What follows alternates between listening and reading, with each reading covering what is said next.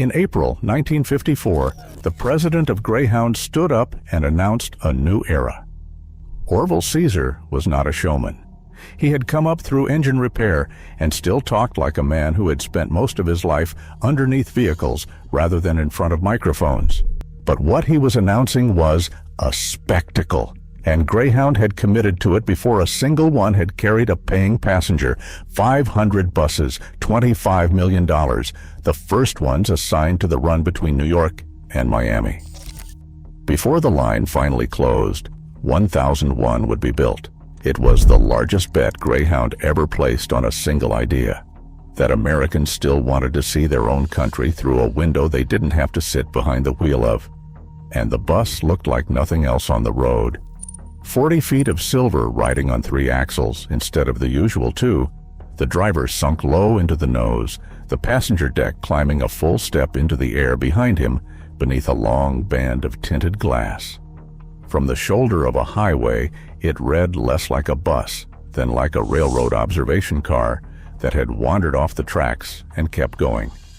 You could recognize one from a quarter-mile away. That was the entire point. Here is the part Caesar could not announce, because nobody says this part out loud. The Smithsonian's account of American intercity travel places the peak of bus travel during the Second World War. After 1950, travelers who could afford another way of getting somewhere increasingly took it, their own car or a seat on an airplane. The streamlined intercity coach had quietly stopped being the future. It had become one option among several, and not the fastest one. So Greyhound was making its buses more glamorous than they had ever been at exactly the moment bus travel was losing its claim on glamour. And the rest of the trap was already being poured in concrete. The great highways coming to America over the following 15 years would make a Scenicruiser smoother, faster, and more comfortable than any bus that came before it. Those same highways would hand every family with a sedan in the driveway the ability to cross the country without buying a ticket from anybody. Above them, commercial aviation was preparing to delete entire days from the map. Greyhound had built a machine for experiencing the distance. America was about to decide it would rather skip it. So this isn't really the story of a troublesome engine, although there was one. It's the story of why Greyhound once believed scenery was worth building an entire bus around, and why, once America learned to travel faster and on its own terms, nobody ever built another one. Greyhound called the Scenicruiser the beginning of a new era. From here, it looks more like the closing act of an old one. Part 1. The Blacksmith's Son. Orville Caesar was the son of a Swedish blacksmith. He went into automotive repair as a teenager, put together a small bus operation of his own, and rose through the company that eventually became Greyhound. By the time he was running it, he was in charge of one of the largest passenger transportation networks on Earth. And Time, writing about him at the height of all this, described a man who still tinkered in a workshop at home, and credited him with developing the tropic air hot water heater for vehicles. Hold on to that last detail for a second. Before he was a corporate president, Caesar had solved the problem of being cold inside a moving machine. That is a specific kind of person. When travel was uncomfortable, his instinct was not to write a memo. It was to go build something, which is why the Scenicruiser feels like his kind of gamble rather than a styling exercise handed down by a marketing department. By 1954, the network he presided over was enormous. Time described roughly 96,000 route miles feeding through the Greyhound system, and the company had spent tens of millions of post-war dollars on new terminals, new equipment, and new acquisitions. But route mileage is an abstraction. Here is what it actually meant. In a very large number of American towns, the Greyhound sign, sometimes on a proper station, often just in the window of a drugstore or a filling station, was the town's connection to everywhere else. It was not a metaphor. It was the physical place you went in order to leave. In the cities, Greyhound built accordingly. The terminal it opened in Chicago in 1953 at Clark and Randolph cost roughly $10 million, stood 5 stories, and took 4 years to build. Not a shed at the edge of town. 5 stories of downtown Chicago on land that cost real money, dedicated to the business of getting on a bus. Inside it was a whole choreography that has almost entirely disappeared. Ticket windows with a line in front of them, printed schedules folded into a coat pocket, a baggage counter where a man in a uniform put a tag on your suitcase and gave you the stub, a restaurant, a newsstand, rows of coaches nosed into numbered bays under a roof idling, a public address voice calling departures over the noise, and families standing around in the middle of it all, saying goodbye badly, the way people do when they can see the bus. Cities put those buildings downtown because that is where the passengers were. The buildings were an argument about the importance of bus travel made in concrete at considerable expense, and Greyhound was not only in the business of moving people between 2 points. Caesar wanted the Scenicruiser partly for the company's growing charter and all-expense tour business. In 1954, Greyhound was experimenting with a San Francisco to Chicago service that folded 4 overnight hotel stops into the price of the fare. You could walk up to a counter and buy the bus, the beds, the sightseeing, and the country in between, all on one ticket from a bus company. Greyhound was not simply trying to get Americans somewhere inexpensively. At its most ambitious, it was trying to sell them the trip itself. And if the trip is the product, you need a bus that makes looking out a window feel like a reasonable way to spend 8 hours of your life. Part 2, a deck and a half. Caesar had been chasing this idea for years before anybody rode a Scenicruiser. As early as the late 1940s, Greyhound was pursuing an experimental double-deck coach, a bus intended to carry more people while giving them something unusual to sit in. The prototypes carried designations that only matter to specialists. What matters is that Greyhound kept circling one question expensively for the better part of a decade. How do you turn a bus into a thing people would choose? The competition had already answered it in their own ways. The railroads had observation cars and dome cars, where the passenger's only job was to look. The ocean liners had lounges and promenade decks. And the airlines were beginning to sell the sheer novelty of seeing geography from above. Greyhound had one advantage none of them could match. It was already down in the scenery, on the ground, going through the towns, including thousands of towns no dome car would ever reach. It just needed a way to make people notice. The breakthrough was that Greyhound did not build a double-decker. It built something stranger and more useful. A deck and a half. The driver stayed low at the front. 10 seats sat forward and low with him. 33 sat up on the raised deck behind, above the traffic, behind that long tinted window. And underneath the raised deck, this part often gets told wrong, was a substantial amount of room for luggage. That is the elegance of the shape. It earned its keep twice. Passengers above, suitcases below, in the same volume of air. Then there was what the silhouette did for Greyhound. Most buses have to tell you who owns them with paint and lettering.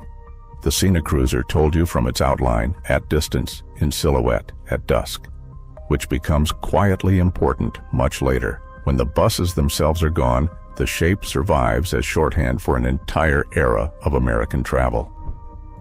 One note on credit, because it gets repeated carelessly. Raymond Loewy's design organization was involved in the experimental coaches that led toward this, but the production Scenicruiser emerged from a longer development process between Greyhound and General Motors. It has a lineage rather than a signature, and then Greyhound named it, which may have been the smartest thing the company did. It could have been a transit coach. It could have been sold to the public as the PD 4501, which is what it was on paper. Instead, Scenicruiser. Scenic. Cruiser. One word about landscape and one word about leisure, and not a syllable between them about transportation. The name is the whole thesis. Greyhound wasn't selling a seat. It was selling the country outside the glass. By the summer of 1954, the company no longer had to imagine how Americans would react, because the first Scenicruisers were pulling into real stations under real roofs. And 3 years later, one of those arrivals happened in front of a 13-year-old boy who would still be writing about it 6 decades afterward. Part 3. What a 13-year-old remembered for 60 years. In the summer of 1957, Jim Van Orden was 13 years old, and he and another boy were being sent from New York up to a summer camp near Pittsford, Vermont. They waited at the Port Authority bus terminal. What he remembered of that terminal was not architecture. It was diesel fumes, engine noise coming off concrete, buses maneuvering around the ramps in a space that felt too tight for them, adults trying to finish saying something over the racket and mostly failing. Then the Scenicruiser came in. To a 13-year-old, that is not public transportation. That is an event that happens to have a departure time, and the two boys knew precisely what to do about it, because boys always do. They went up the steps into the raised deck and claimed the front seats, the ones directly behind the enormous tinted window, above the driver, above the cars, above most of the traffic in the state of New York. Van Orden remembered being certain that they had the best seats on the bus. They did. Everything Greyhound had engineered into that machine arrived over the next 8 hours as physical experience rather than as a specification. Individual reclining seats, which you operated yourself, which was a small piece of authority to hand a kid. Air conditioning, and it's worth remembering that most Americans in 1957 did not live inside climate control, so cold air was a luxury item, and Greyhound advertised it as one. A washroom on board, which sounds unromantic right up until hour 6. Air suspension, which changed what the road felt like underneath you. And the glass, which turned the countryside into the entertainment on a route that offered no other entertainment whatsoever. But the memory is better than that, because it isn't clean. He remembered the bus lurching as it pulled away. He remembered that from up on the top deck, the terminal ramps looked closer than a person would strictly prefer. He remembered bugs hitting that huge front window and staying there. And he was honest about the Greyhound trips that came later in his life, which could be stuffy, and about the washroom, which was never anybody's favorite room on the bus. 8 hours to Vermont. He remembered it going quickly, because the two of them spent almost all of it watching the country arrive through the glass and disappear behind them. That is where we leave him for now. 13, high up behind a tinted window, somewhere in New England, with all of it still ahead of him. We will come back for him. His trip covered a few hundred miles. The system he was riding on had been built to make the rest of the country feel available from a ticket counter. Part 4. What the ticket included. Greyhound's real product in its most ambitious years was not a route. It was a vacation. Florida in February, when Florida was still something you told the neighbors about. National parks. A city you had only seen in a magazine. Relatives 4 states away. And the all-expense tours, where the fare bought the hotel too, so that a family could hand over money once and stop making decisions. You could buy a holiday from a bus company. That sentence used to be unremarkable. Along the routes there was infrastructure to match. Greyhound-associated post houses fed travelers where the coaches stopped, and the menus from those places now sit in museum collections. The Henry Ford preserves examples of them, which tells you exactly what happened to that world. The paperwork survived, the restaurants didn't. But the menus are useful because they preserve the rhythm of the thing, and the rhythm is what people actually remember. You rode for hours. You pulled in somewhere. 20 minutes, maybe 40. You ate at a counter alongside people you had been sitting near since morning. You stood in the parking lot and stretched, and watched a man haul suitcases out of the baggage bay for the people getting off here. You bought something to eat later. Then you climbed back on, found your jacket still holding your seat, and went out into the dark again. Another child remembered exactly the same thing from the other side of the country. In 1955, a 7-year-old boy rode a Scenicruiser with his mother across Idaho, going to meet a new baby. His sister had just given birth. What survived in his memory for the next several decades was not the destination and not the reunion. It was the boarding. Climbing the steps into the bus and then climbing again up into the raised section. He later said the sensation was probably close to what boarding a 747 feels like to a child. 2 boys, 2 years apart, 2 ends of the country. Both of them remember the stairs. And it is worth being clear about who the bus served, because that is part of what disappeared with it. The Scenicruiser carried people without a car and people who could not drive. Teenagers years away from a license. Older people going to see grandchildren. Anyone who wanted to travel 1,000 miles without being responsible for 1,000 miles. Van Orden himself said Greyhound gave him a cheap kind of independence long before the state of New York was willing to give him any. But the freedom Greyhound advertised came with terms and conditions, and they were not printed on the ticket. Intercity bus terminals were among the places where segregation was enforced most visibly in American life. In the waiting rooms, at the lunch counters, at the restrooms, and the ticket windows, which is why, in May 1961, the Freedom Riders chose them. They boarded Greyhound and Trailways buses and rode into the South specifically to test whether federal desegregation rulings were being obeyed in the places ordinary people actually encountered them. Outside Anniston, Alabama, a mob attacked the Greyhound bus, then followed it out of town. When its tires gave out at the roadside, the bus was firebombed. The riders got out. The former Anniston Greyhound Depot is now part of a National Park Service historical site. So the same company selling all-expense tours of a beautiful country was also operating the waiting rooms where that country enforced who was allowed to sit down in them. Both of those things were Greyhound. Any honest version of this story has to carry both. Meanwhile, underneath the famous journeys, the ordinary ones continued in the millions. Children going to camp, soldiers reporting to a base, or coming home on leave with a duffel bag in the luggage bay. Students heading to school in September and back in December. People moving toward a job. People moving away from something they didn't discuss with the person in the next seat. From inside the bus, the Scenicruiser had done precisely what Greyhound hoped it would do. People remembered it.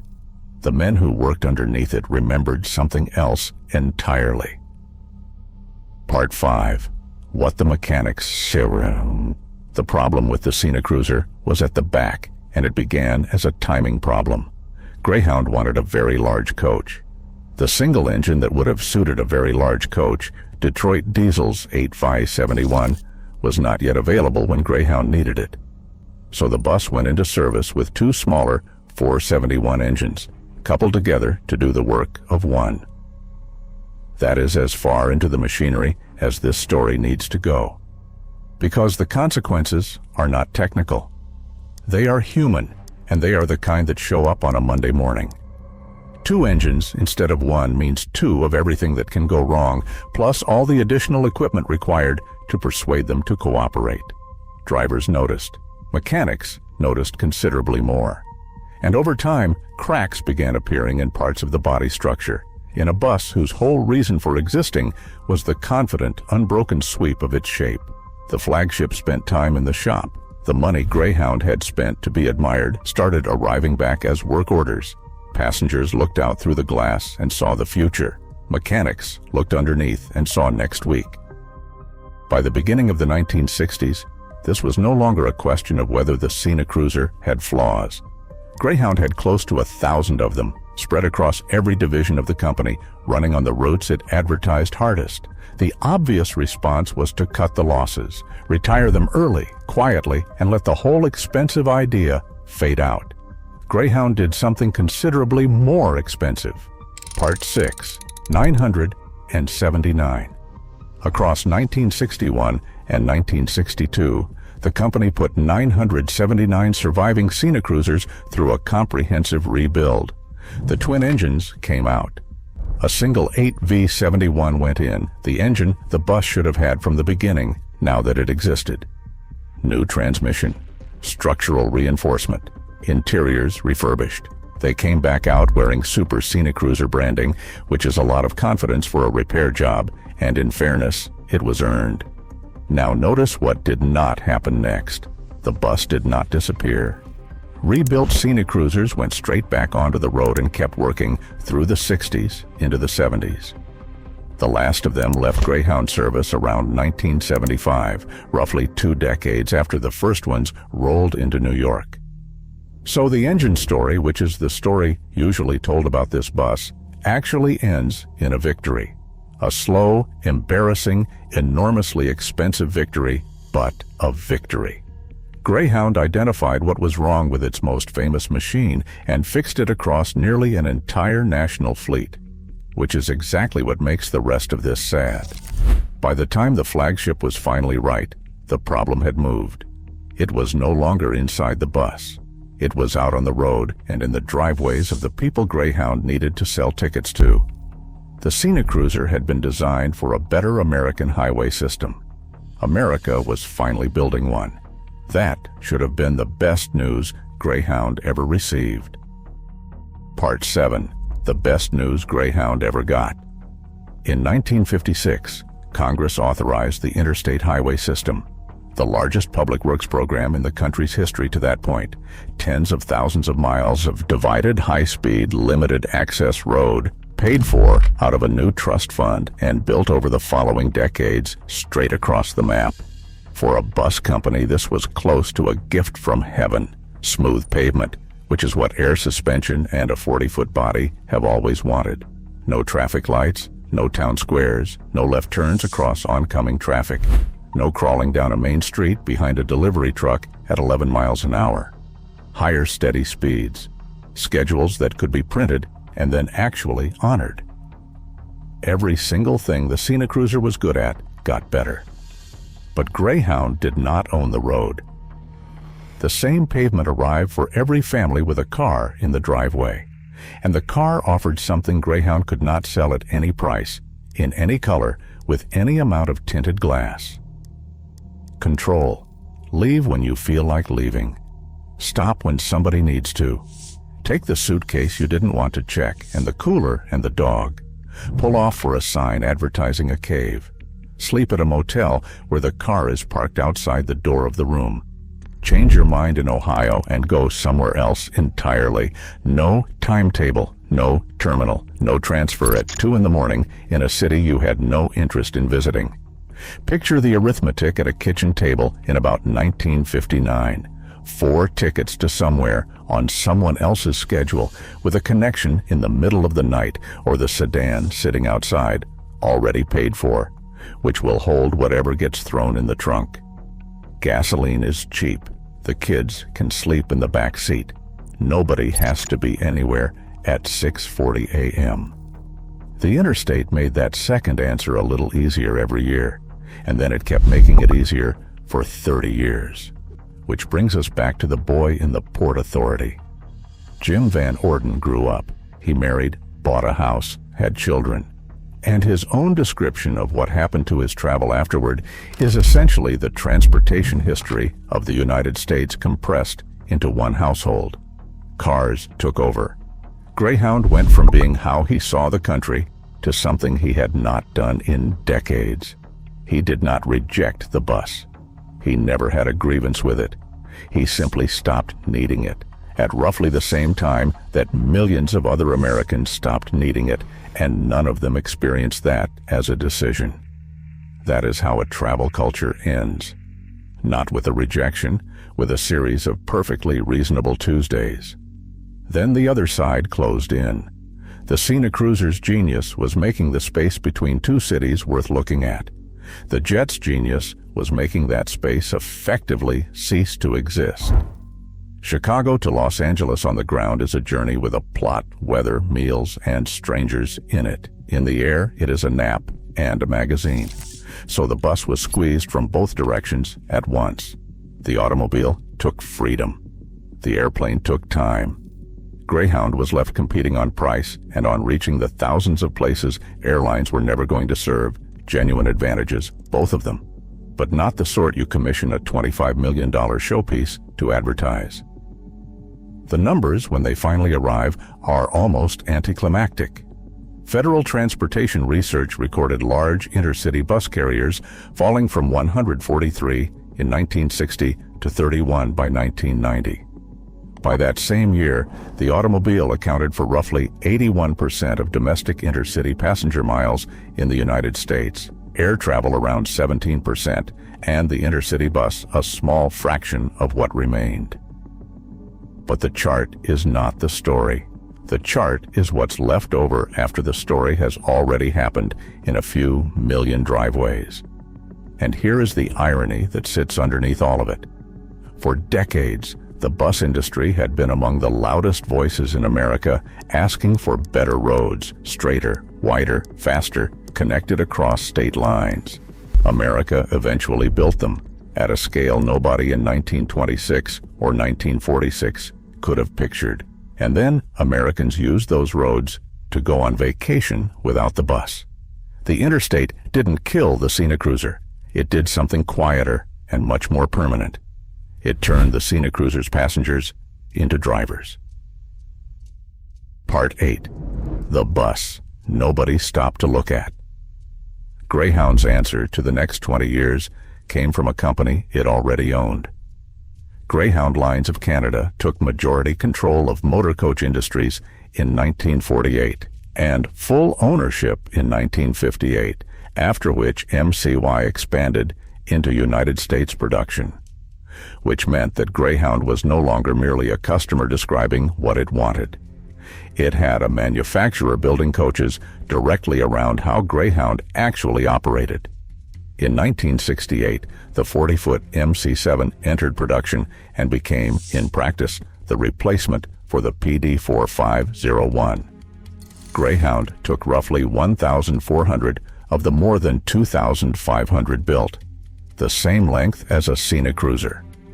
A completely different argument. The MC7 had a high floor running the full length of the coach, generous baggage bays underneath it, and a conventional passenger cabin. No split level, no interior staircase, no theatrical profile, nothing that made anyone stop on a sidewalk. It looked, more or less, like every intercity bus that would follow it for the next 40 years. Which, from a fleet manager's point of view, is the highest compliment available. Greyhound had learned an expensive lesson. The bus that people stare at and the bus that behaves itself in the garage do not have to be the same bus. And a company running thousands of coaches on thin margins, given that choice, will take the second one every single time. The Scenicruiser was built to make Greyhound unforgettable. Its successors were built to make Greyhound dependable. There is one more detail here, and it is the most telling one.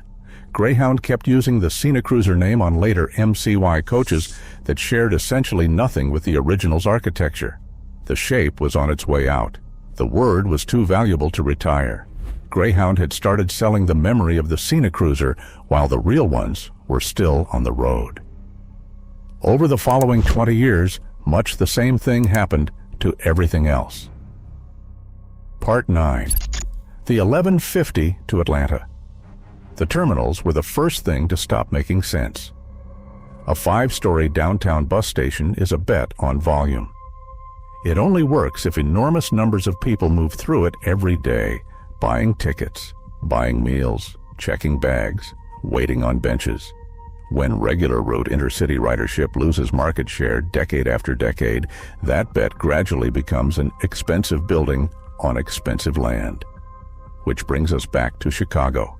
The terminal at Clark and Randolph, which took 4 years to build and cost roughly $10 million, opened in 1953 as a monument to the future of American bus travel, and closed in 1989 when Greyhound moved its operations.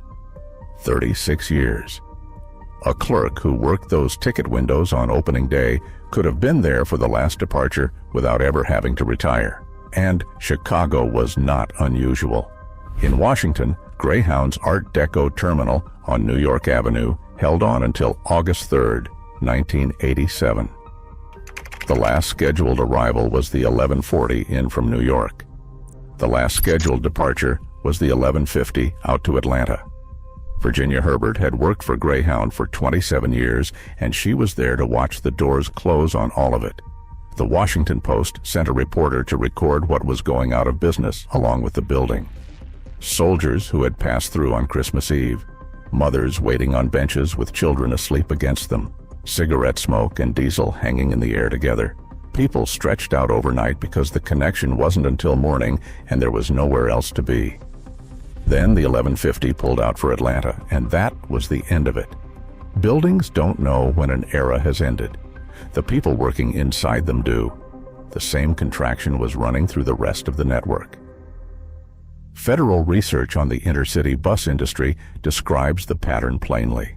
Falling regular route demand, fewer carriers, and service points disappearing off the map, with the effects landing hardest on small and isolated communities. And a discontinued route is not a line erased from a schedule.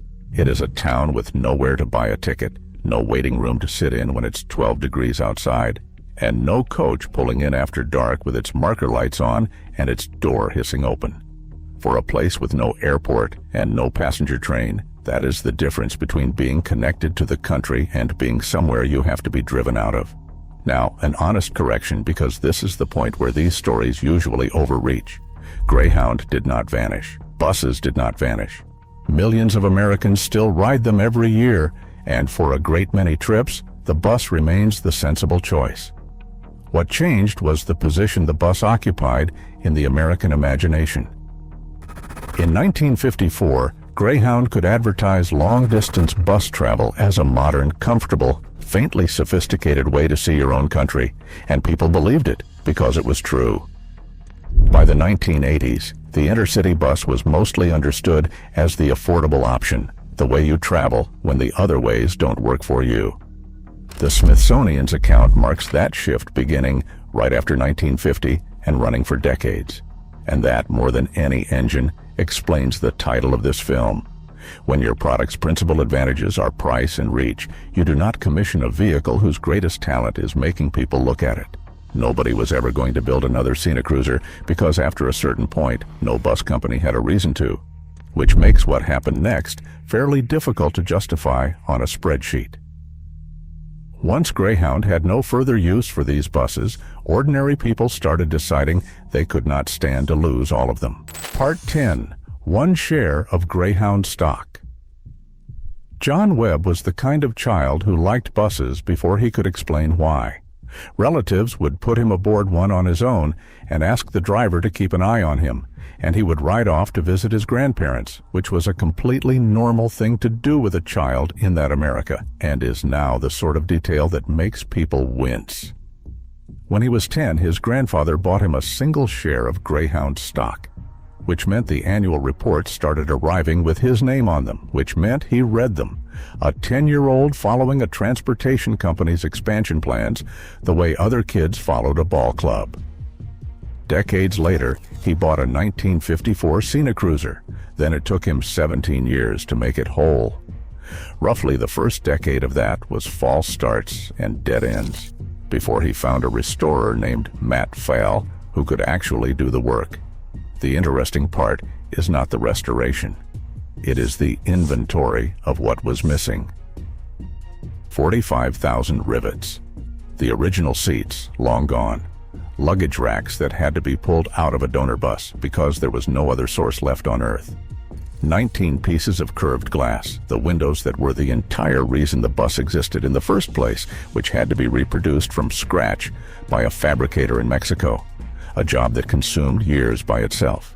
Parts arriving one at a time from several different states, from people who happened to have one sitting in a barn. In 1954, Greyhound ordered 500 of these with a signature.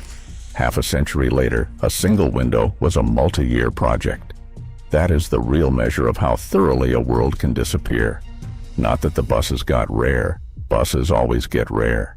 It's that the entire industrial ecosystem that once made a machine like this ordinary, the glass, the seats, the racks, the shops, the men who knew it, stopped existing and had to be reassembled by hand, one component at a time, by somebody doing it on evenings and weekends. 5 years in, Webb wondered aloud whether he should keep going. He decided that stopping after 5 years would be worse than finishing.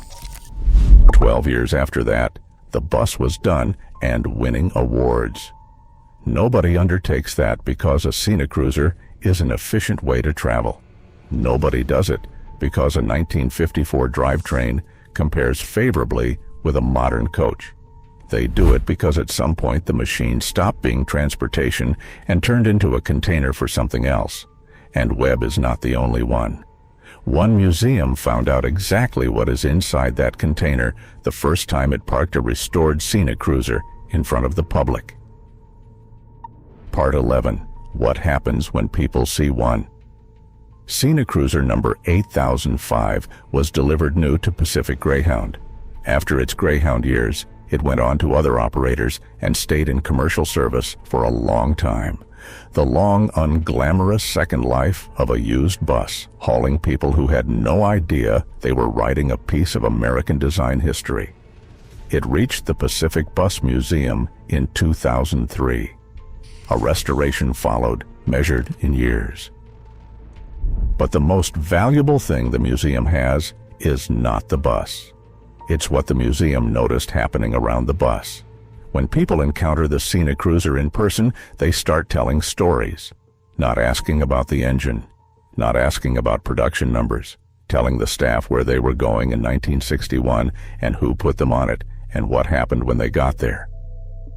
The first production Scenicruiser of all, chassis number 1, is also reported to survive, restored, in private hands. But the buses are almost beside the point now. What people are actually remembering has nothing to do with model designations or horsepower or how many were built. They remember where they were going, who drove them to the terminal, and whether that person cried in the parking lot, which seat they wanted, and whether they got it. What a bus station smelled like at 6 in the morning, what the highway looked like from up above the driver, back before anyone thought of that as a peculiar place to sit, and being young enough that 8 hours on a bus registered as an adventure rather than an inconvenience. That is what is being restored. The bus is just the part you can put rivets into. Part 12. Why there was never another one. So why did America never build another Scenicruiser? The twin engines mattered. So did the cracking and the extraordinary expense of putting nearly an entire fleet right.